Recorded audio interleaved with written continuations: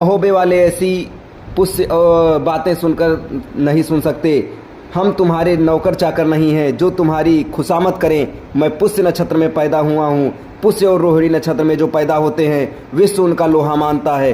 राजा राम और श्री कृष्ण भी इसी मुहूर्त में उत्पन्न हुए जिन्होंने पापियों का नाश किया। चौहानों की क्या ताकत है जो मुझसे मुकाबला कर सके। मैं तीर्थ की भेंट बंद करवाने के लिए ही आया हूँ और बंद करवाकर ही मानूंगा। पृथ्वीराज ने अपने सरदारों को आदेश दिया कि इस मलखान को जान से मार दो। पहले तोपें चली, फिर बंदूकें, तीर भी सनसनाए, फिर सांग भी चली, परंतु कोई पीछे ना हटा। अंत में तलवारें खनकने लगी। मानाशाही, सिरोही और वर्दवान का तेगा तेजी से चल रहे थे। एक को मारे तो दो मर जाते थे और तीसरा डर से ही सांस छोड़ देता था। हालत ये हो गई कि तीर्थ में कहीं पानी बह रहा था तो कहीं खून की धार बह रही थी। पृथ्वीराज ने अपने सरदारों को ताना मारा, अरे तुम इतने होकर अकेले मलखान को काबू में नहीं पा रहे हो। ताना सुनकर धीर सिंह आगे बढ़कर मलखान से भिड़ गया।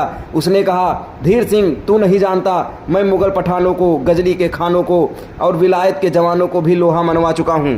तू भी भेंट देकर अपनी जान बचाकर भाग जा, वरना पछताएगा। मलखान ने कहा, इतना अभिमान मत कर, अभी पता चल जाएगा कि कितनी धार है तेरे अंदर। तब धीर सिंह ने भयंकर युद्ध शुरू कर दिया।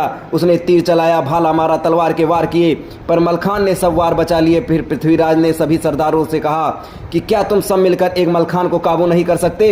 इतनी बात सुनकर सब सरदार मलखे की ओर बढ़ते हुए मार काट मचाने लगे। धीर सिंह का हाथी विचलित हो गया।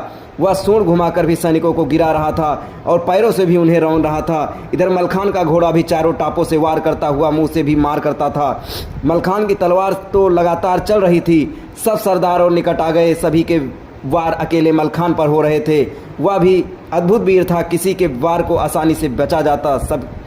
सभी का कुछ न कुछ अंग कटा, सब घायल हुए, परंतु मलखान का बाल बाका भी न हुआ। धीर सिंह की सिरोही की मूठ हाथ में रह गई। सिरोही टूटकर गिर गई।